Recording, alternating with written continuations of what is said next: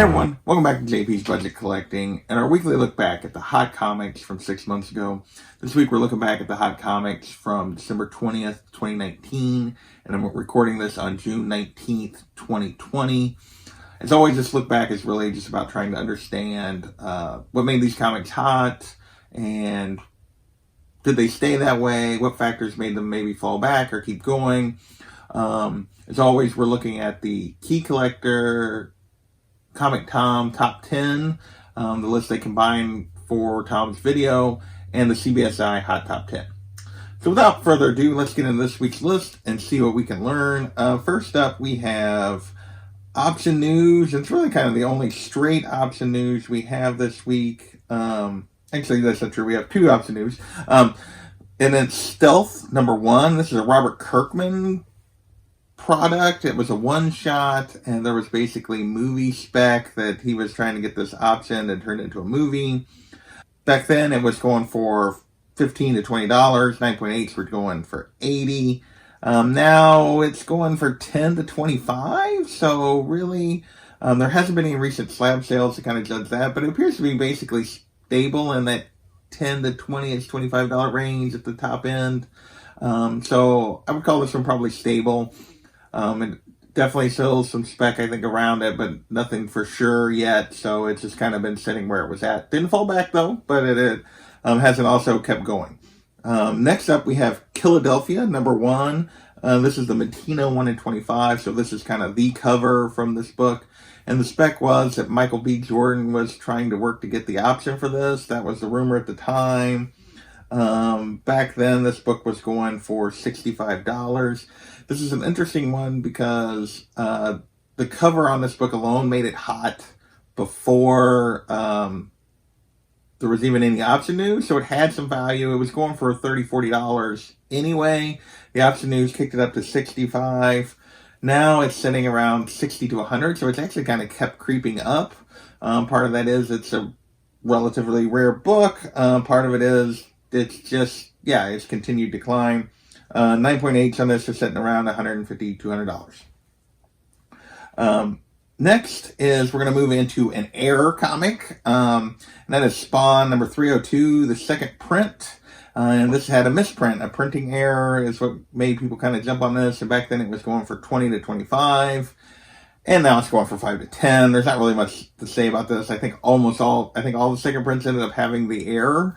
So it was pretty universal. Therefore, it really didn't drive the value up. So yeah, $5 to $10 now.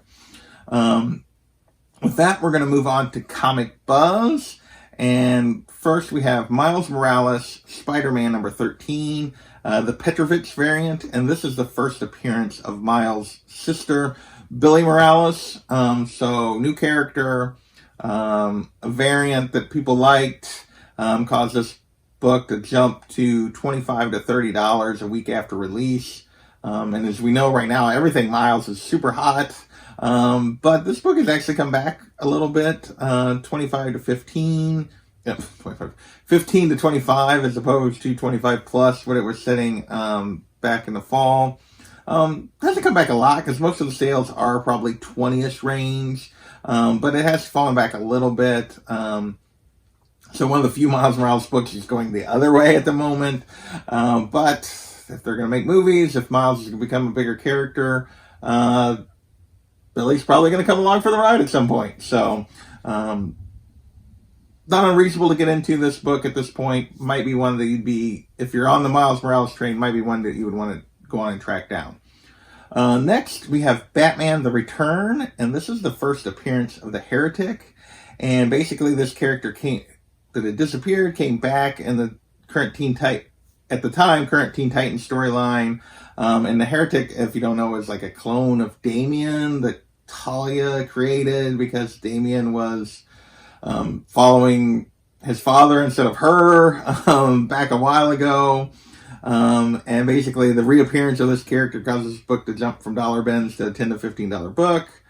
And now there's very, very few sales going on right now. And those that are occurring are going for cover. The book is still mostly listed in the $10 to $15 range, which is why there's no sales. People aren't willing to pay it. So this one has definitely come back down. Next we have Batman Beyond, number 6, and this is the first appearance of Ink. And if you watch this show back in the day, this is one of the more fun villains, I think, that they created for the show. Back then, this book had been had hit the list a couple of times since I've been doing this, and it just kind of keeps slowly creeping up. Back then, it jumped from a $30 to $40 to a $70+ book, and it's come back a little bit. It's sitting more in the $40 to $60 range, although one did recently go for $100. 9.8 of this book are actually sitting $275, $300, which is a pretty big number. So this is still a pretty good book. So while it's down, it's only down really slightly, and it's still got quite a bit of momentum and heading in a pretty good direction overall over the long term in terms of value for this book. I think there's a lot of people still think that they're going to do more with this Batman Beyond universe, and this is a villain one of the more popular villains from that universe, or version of the DC universe, I should say. Next, we have Skull Digger and Skeleton Boy number 1, and this is kind of a spin out, the 1 in 10 Lemire variant, and this was a spin out of the Black Hammer kind of universe, or an expansion, I guess you could say. And back then, this book was going for 10 to 15 out the gate, and it's still going for 10 to 15. 9.8, you're sitting at around $75. But yeah, it's still sitting really close to where it was, or sitting right where it was when it first came out. Has it gone up? Has it gone down? So there is still a little bit of momentum and buzz around this particular book. And this book coming out actually caused Black Hammer number 1 to hit the other list, the CBSI list. Skull Digger hit the Comic Tom. Black Hammer number 1 hit the CBSI list. And this was because of the release of Skull Digger, is what they're chalking it up to. Back then, it jumped to $35 to $40. And it's continued to go up, actually, slightly, but it has. Now it's setting $40 to $60 for this number 1. 9.8 are setting $125 to $175. So this one has actually gained some value. This is a popular series, and it's continued to gain a little bit of value over the last 6 months. With that, our last comic buzz is Crisis on Infinite Earths, the Walmart variant. So I guess they did a reprinting in those 100-page giant Walmarts, and it had some extra material. And basically, when it came out, it was going for double cover at $12, and it's still sitting at $10 to $15. So this book has been stable. I think people enjoy. This is a favorite storyline, and people enjoyed kind of the little bit of extras that are included in this 100-page giant. So this one has still got some demand with it. With that, we're going to move into covers, and the first one is a ghost book. This is Cobra number 19, the Foo Show 1 in 10. Kind of a cool Baroness cover, and this is pretty hard to find or track down. Back then, basically hit the list because one came up and it sold for $225. I couldn't find any sales recorded since then. And that was a raw copy, not a slab copy. A raw copy came up and sold for $225. I haven't found any sales since then. There's currently only one listed on eBay for $275. It has not sold yet. But this is a rare cover, and the people that want it are willing to pay a pretty penny for it. Although maybe $275 is a little too far, it appears. At least so far. Next is another one of the Marvel Action SpiderMan John Boy 1 in 10 variants. This is number 12. We've had 10 hit the list. We've had 11 hit the list. Both of them, 11 had dropped back significantly. 10 had dropped back some. This is number 12. It hit the list, and at release, it was going for $25. Now it's sitting in the $10 to $20 range, mostly around $15. 9.8, only one sale of a 9.8, and that went for $80. So this one has definitely come back, kind of like the other two. Number 10, which was the first one that really took off, has held the value the most, but 11 and 12 have both dropped back quite a bit. With that, we will move into a little bit of movie / cover. So a little bit of Disney's movie spec kind of thing / a cool cover. And this is Star Wars Rise of Kylo Ren number 1. The Nunia 1 in 25. And basically this came out this one was hitting the list the week of the release of Rise of Skywalker. And it's a cool cover with him holding the helmet. And back then it was going for $40 to $50. And like many of these Star Wars variants, and just about anything Star Wars right now, this book is up. It's now going for $75 to $100.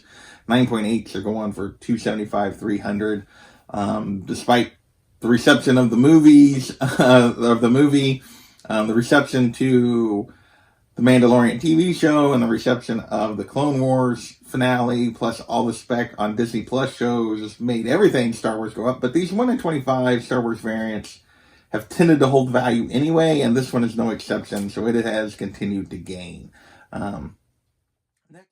So, JP accidentally skipped over a book, and this is Star Wars Darth Vader number 3, the first appearance of Dr. Aphra, and this is a character that has been spec'd as coming, maybe getting a Disney Plus show or making an appearance in some of the Disney Plus shows. She just started her second run in the comic series, and it's been a pretty popular character. So this was all about spec. This spec has kind of continued. It hit Raws were going for $30 back then, $125 to $150 for 9.8s, and it's only continued to increase a little bit, up to $40 to $60 right now, $175 to $225 for 9.8s. And again, like everything Star Wars, this book has continued to be hot. With that, we'll get back to our pre-recorded list.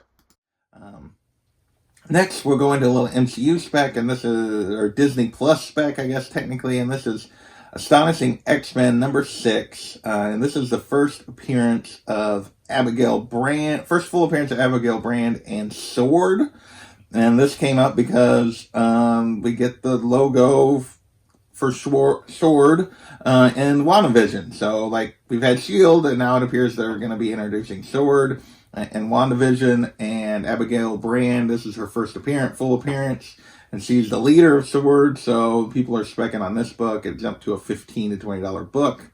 It's still basically sitting right there. You can occasionally get it for less than $15, but it's $10 to $20, so I would consider that pretty stable. 9.8s on this one are going to run you $120-ish to $150-ish. So definitely still some interest in this book, and we know WandaVision's coming at some point, just a little delayed because of all the COVID stuff. Our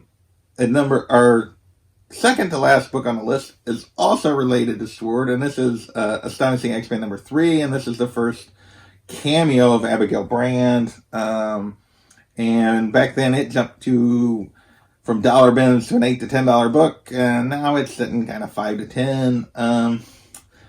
Very few sales on this one, unlike on number 6. Like the interest is not maintained here. It's going for more than cover, but it really hasn't maintained. So I'd kind of consider this down, even though the value hasn't really changed much, but it didn't really have very far to drop. But definitely less interest in this one than in that number 6. And our last book is Secret Invasion number 1. And this is basically was on the Key Collector Tom list because Key Collector had inside information that they couldn't really tell you about, that this was coming to the MCU in some way, the storyline, but there's no real, it's Secret Invasion number 1, which I think we've all known, and that it's coming, but there's no really key first appearance here or anything. The book jumped to 10 to 15, and now it's a $5 book. So I'm not sure why people jumped on this one. I guess it's the first issue of this storyline that they think is going to be part of the MCU going forward, but there's no real key about it otherwise. So that's this week's list. We actually had several books stay pretty stable. The Star Wars books are still doing really well. A couple of the covers are doing well. The Black Hammer books, both Skull Digger and Black Hammer itself, are doing pretty good. Have maintained. We've had the Air print and the Option News stuff have come back, but and obviously the MCU stuff is a little bit of a mixed bag. But I want to thank you guys for watching, and we will catch you next time.